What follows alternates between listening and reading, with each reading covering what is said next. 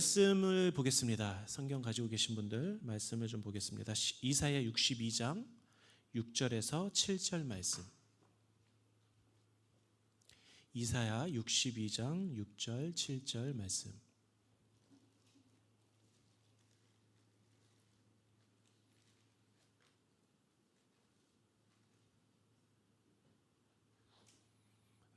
읽겠습니다. 시작.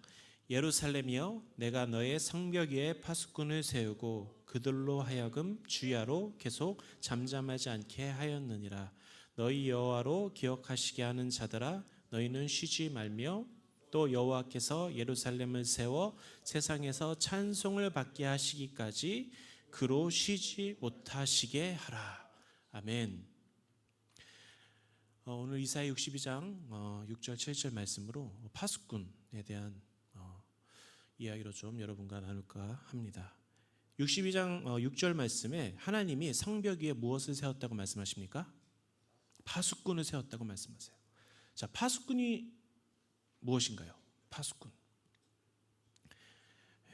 지키는 자. 제가 네이버로 파수꾼 사전적 의미를 찾아보니까요, 경계하여 지키는 일을 하는 사람, 그리고 어떤 일을 한눈 팔지 아니하고 성실하게 하는 사람.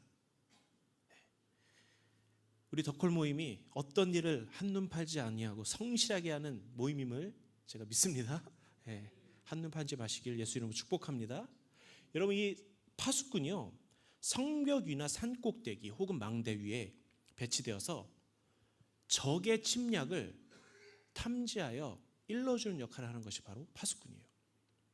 그래서 파수꾼의 가장 중요한 임무가 무엇일까요? 감시 그리고 보고예요.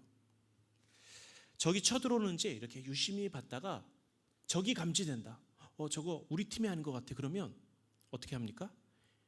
반드시 이것을 보고하게 돼 있어요.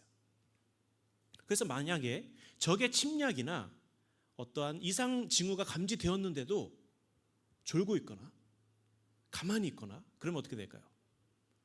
이것은 파수꾼의 역할을 제대로 감당하지 못하는 것이 되겠죠. 직무유기가 되겠죠. 그래서 파수꾼은 언제나 깨어 있어야 합니다. 파수꾼은 깨어 있는 자예요. 모두가 잠자는 그때에 혼자 망을 보는 사람이에요. 그것이 파수꾼의 역할이에요. 제가 군대에서, 군대 갔다 오신 분들은 훈련소 기간에 어떠한 훈련을 하죠? 파수꾼과 비슷한 불침번. 불침번을 하면 저는 그때 뭘 했을까요? 기도. 저는 이 아내 생각과 우리 자녀들 생각, 저는 결혼하고 자식을 낳고 군대에 갔기 때문에. 근데 제가 이제 이 불침번을 쓸 때 성경을 읽었습니다. 네, 성경 읽는 것이 옳은 일인가요? 잘못된 일인가요? 왜 잘못됐을까요? 근데 사실 훈련이기 때문에 막 북한군이 쳐들어오거나 그럴 일이 없잖아요, 그죠? 근데 만약에 이것이 진짜 전시 상황이었다, 실제적으로 전쟁 중에 내가 파수꾼의 어떤 불침번을 서야 될 때가 있으면 성경을 읽는 것이 옳지 않겠죠, 그죠? 긴장 바짝 하고 적이 진짜 쳐들어오는지 안 들어오는지 감시를 해야 되는 거예요. 이것이 너무 중요한 일이에요, 파수꾼 역할 중에. 그래서 파수꾼의 역할은 무엇인가? 여러분, 그것이 교회이든 가정이든 개인이든 간에 하나님이 세우신 파수꾼들은 영적인 상황과 분위기를 분별해냅니다. 여러분, 이 영적으로 분별한다는 것은 상황적인 어떤 표면적인 문제보다 본질적이며 상황과 표현 뒤에 숨겨진 영적인 실체를 본다는 거예요. 이것이 파수꾼의 역할이에요. 그래서 파수꾼은 기도를 할 때 어떤 표면적인 기도를 하는 사람들이 아니에요.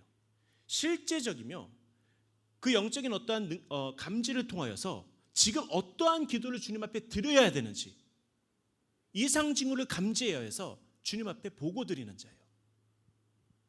그런데 중요한 파수꾼의 역할이 있는데요, 여러분 말씀해 보시면 이 파수꾼의 다른 이름이 있습니다. 무슨 이름인가요? 여호와로 기억하시게 하는 자예요. 자, 기억하시게 하는 자, 이게 무슨 말일까요?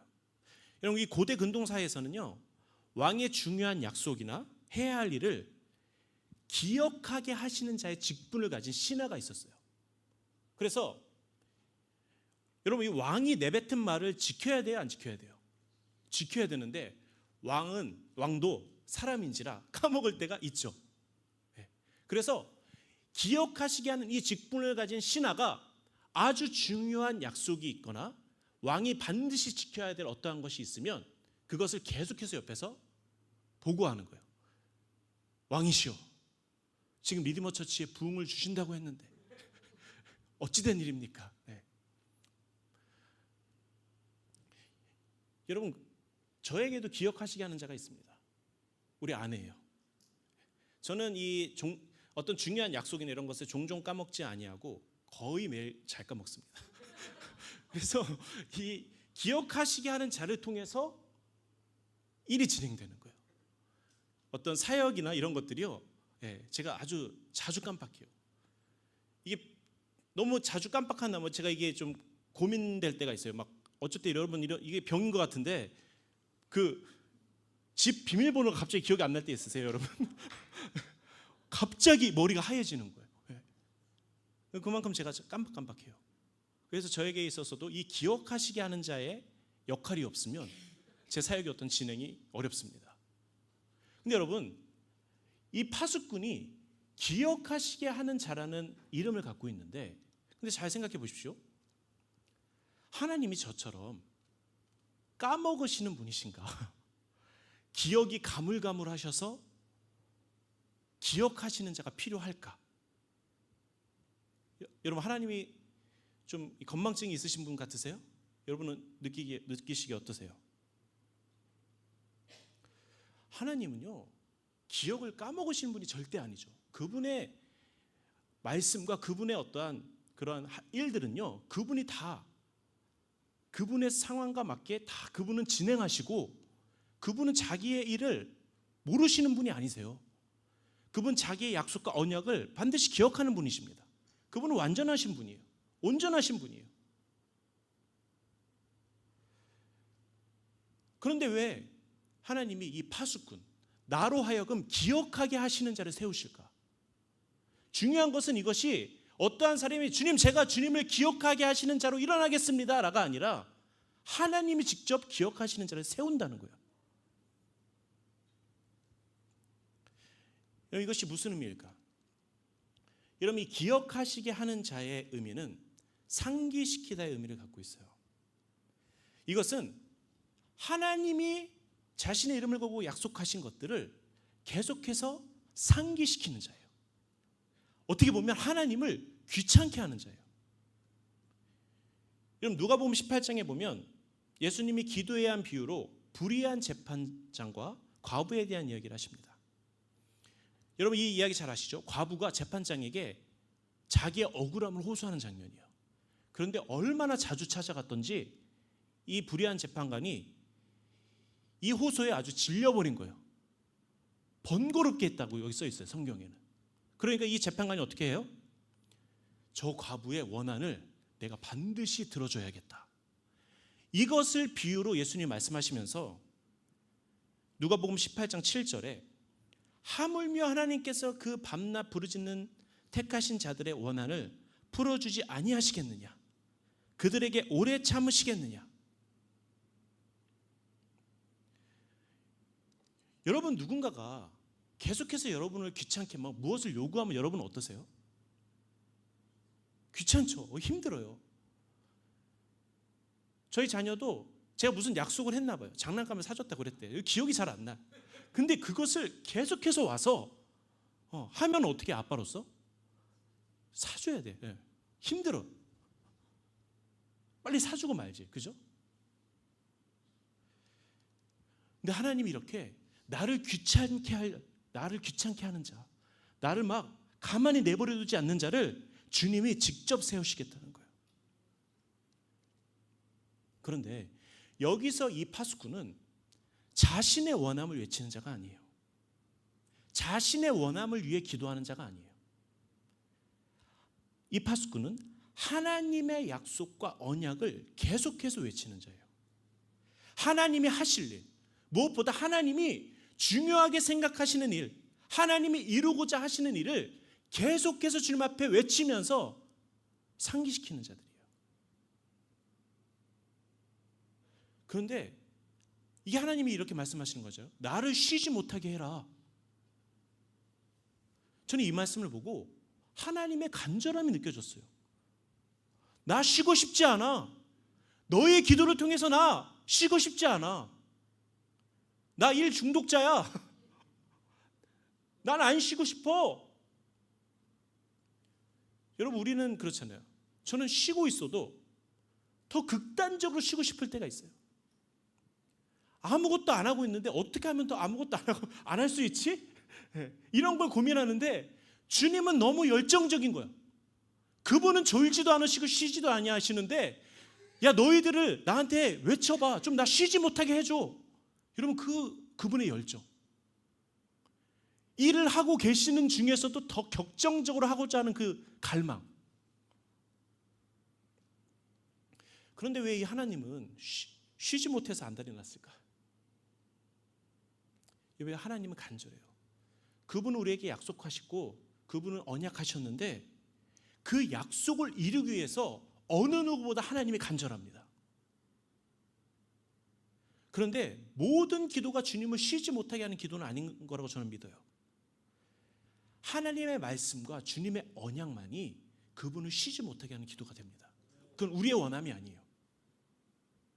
그분은 하나님의 약속을 붙들고 하나님이 가장 중요하게 생각하시는 일, 그것을 붙들고 기도하는 자의 기도를 통해서 쉬지 않으십니다. 여러분, 제가 이것을 좀 더 뒤에 나누도록 하겠습니다. 말씀을 한 군데 더 보기 원합니다. 에스겔 3장 말씀인데요. 에스겔 3장 17절에서 21절 말씀. 오늘 이 말씀, 에스겔 말씀에 보면 에스겔은 이스라엘 족속의 파수꾼으로 하나님이 택하여 에스겔을 부르셨습니다. 3장 17절, 여러분이 한 절, 제가 먼저, 그 다음 여러분이 한 절, 21절까지 읽겠습니다. 인자야, 내가 너를 이스라엘 족속의 파수꾼으로 세웠으니 너는 내 입의 말을 듣고 나를 대신하여 그들을 깨우치라. 네.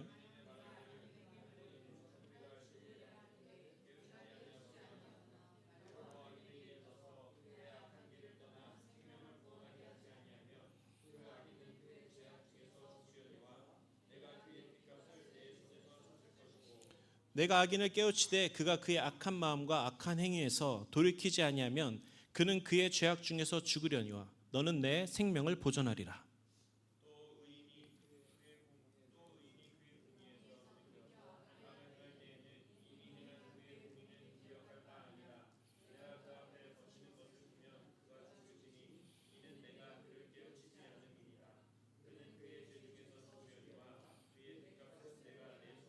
21절 다 같이 읽겠습니다. 그러나 내가 그 인을 깨우쳐 범죄하지 아니하게 하므로 그가 범죄하지 아니하면 정령 살리니 이는 깨우침을 받음이며 너도 내 영혼을 보존하리라.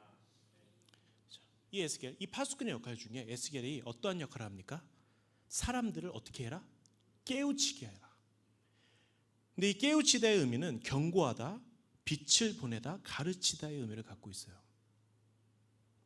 이 말씀을 잘 보시면 파수꾼의 역할에 대해서 나오는데 에스겔에게 두려운 말씀하시는 거예요. 내가 가서 그들을 깨우치지 않으면 그 벌을 누구한테 묻겠다? 그 죄를 너에게 묻겠다는 거예요. 이 책임이 누구에게 있는 거예요? 파수꾼에게 있는 거예요. 깨우치지 않으면, 너가 그것을 외치지 않으면 그건 너 책임이야. 여러분, 이 시대에 하나님이 파수꾼들을 세우십니다. 믿으십니까? 그러면서 하나님이 음성을 주세요. 그런데 그것을 외치지 않을 때 이것에 대한 책임이 파수꾼에게 있다는 거예요. 이것이 직무유기라는 거예요. 그런데 하나님이 이 시대에 수많은, 저는 이 마지막 때가 될수록 하나님이 세우시는 곳곳의 성벽의 파수꾼들이 이 한국뿐만 아니라 열방 가운데 일어날 것을 믿습니다. 그런데 파수꾼들마다 외치는 것이 다 같을까? 다를 수 있습니다. 그런데 우리는 이것을 놓고 판단하는 경우가 있어요. 여러분, 어떤 파수꾼은 선교에 대한 막 외침을 할 수 있습니다. 이 시대에 하나님이 선교에 대한 마음을 허락하셔서 선교해야 합니다. 근데 어떤 파수꾼은 선교가 무슨 말이냐, 예배해야 합니다. 예배를 통해서 선교가 나갑니다. 그런데 누구는 이 시대의 연합이 제일 중요합니다. 여러분, 여러 가지 외침이 있습니다. 그런데 여러분, 하나님이 각 파수꾼마다, 때론 각 교회마다 외치게 하는 것이 사실 달라요. 그런데 때론 교회마다 우리의 외침이 진정한 하나님을 향한 합당한 외침이다, 이런 경우를 저 많이 봤습니다. 그런데 여러분, 하나님이 허락하시는 외침이 파수꾼마다 전 다르다고 믿어요. 그런데 이 외침은 결국엔 예수 그리스도의 다시 오심으로 만날 수밖에 없어요. 그런데 하나님은 어떠한 한 외침을 준다기보다는 각 파수꾼마다 하나님이 외치는 어떠한 분량과 때론 그 깊이와 그 모습들이 다를 수 있다는 거예요.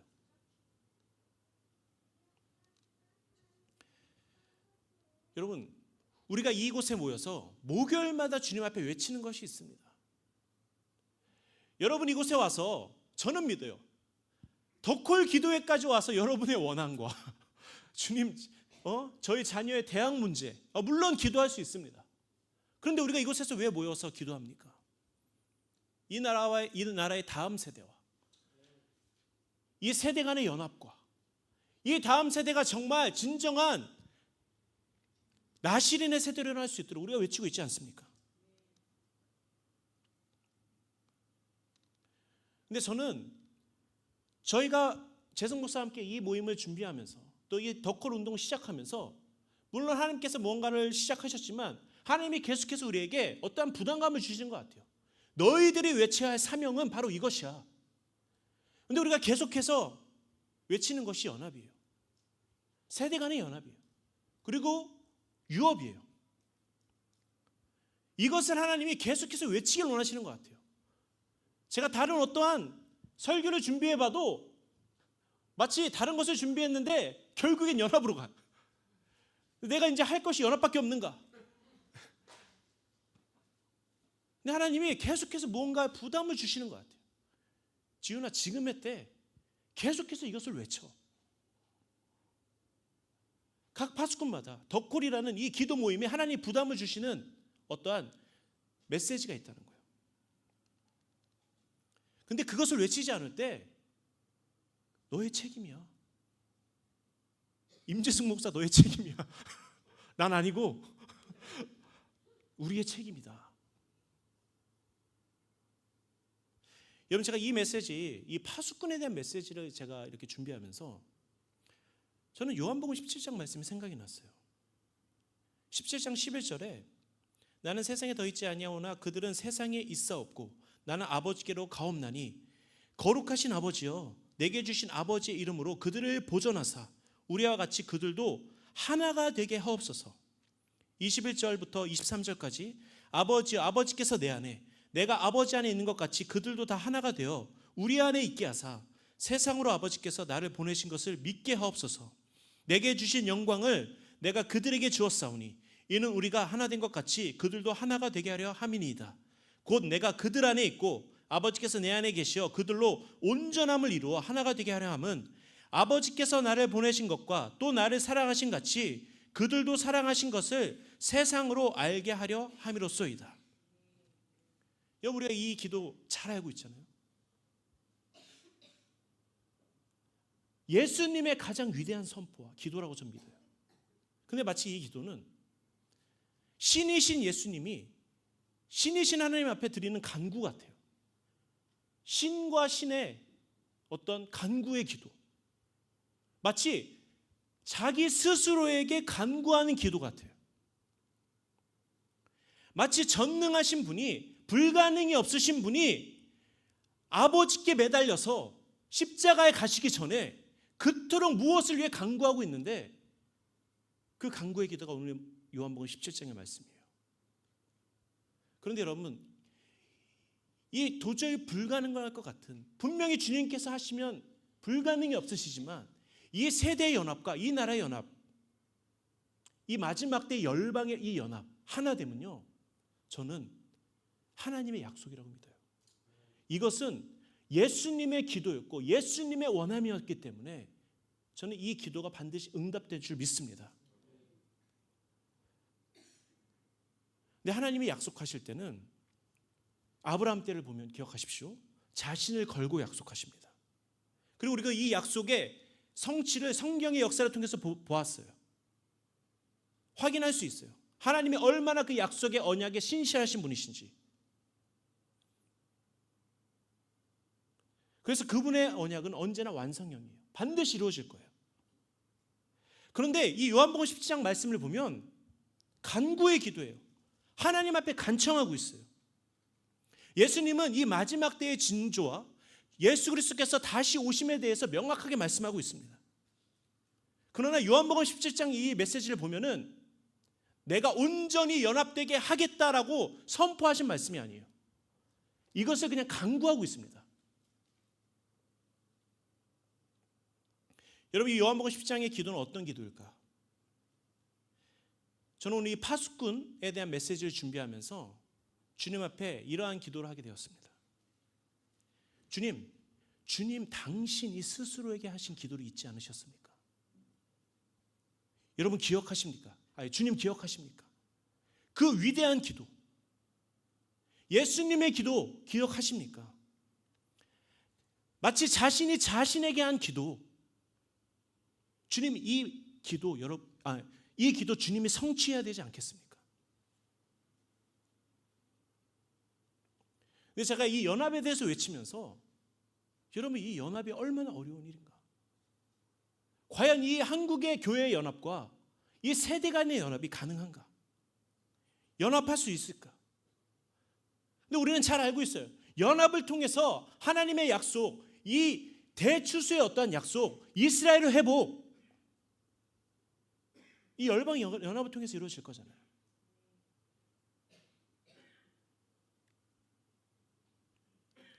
그런데 하나님은 분명 그 예수님의 기도를 기억하고 계세요. 그 위대한 기도, 어느 누구보다 그 연합, 하나됨을 위해서 간절하게 일하시고자 하는 그 열망, 그분은 우리가 하나 되기 위해서 지금도 예수님 우리를 위해 중보하시고 그 하나됨을 위해서 그분은 지금 일하고 계십니다. 그분은 그 일을 위해 쉴 마음이 없으세요. 왜? 이것은 내 가장 사랑하는 내 아들의 기도였으니까, 예수님의 원함이었으니까. 하나님이 이 시대에, 저는 이 덕홀 기도가 하나님이 이 시대 성벽의 파수꾼으로 세웠다고 믿습니다. 하나님이 원하시는 그 외침을 계속해서 주님 앞에 드리는 거예요. 주님을 귀찮게 하고 주님을 번거롭게 하고, 주님 우리의 외침 통해서 주님이 계속해서 일하며 더 강권적으로 일하신다면 주님 내가 주님을 귀찮게 하겠습니다. 언제까지 할까요?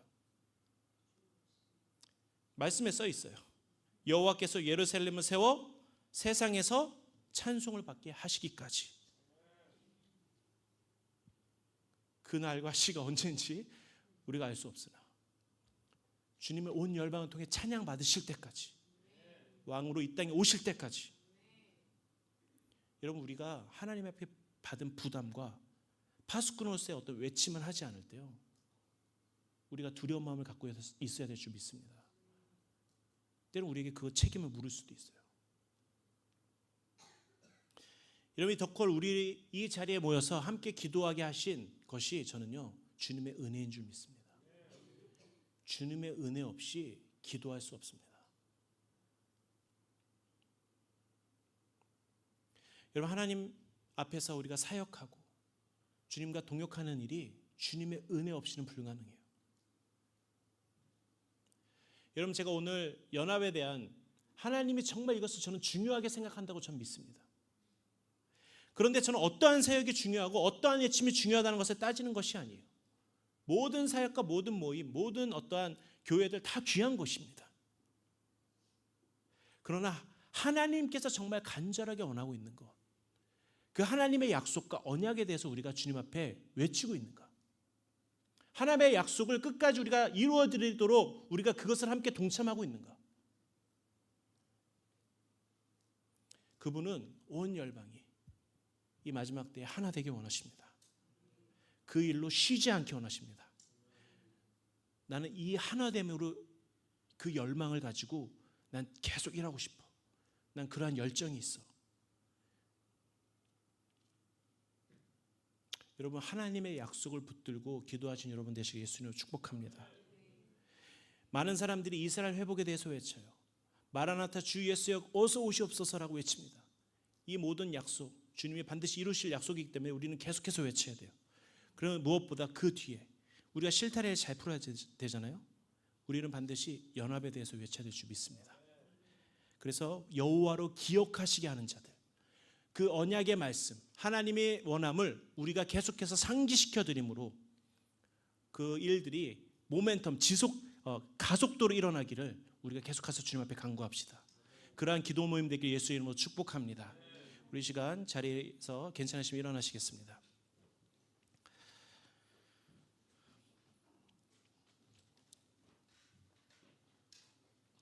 제가 오늘 서두에 예배를 시작하기 전에 이런 고백을 했잖아요. 주님, 저희 잘하고 있나요? 여러분께서 다들 격려해 주시면서 저희 잘하고 있습니까? 하니까 여러분이 크게 아멘 해 주셨어요. 네. 여러분 잘하고 있다고 자신하나요?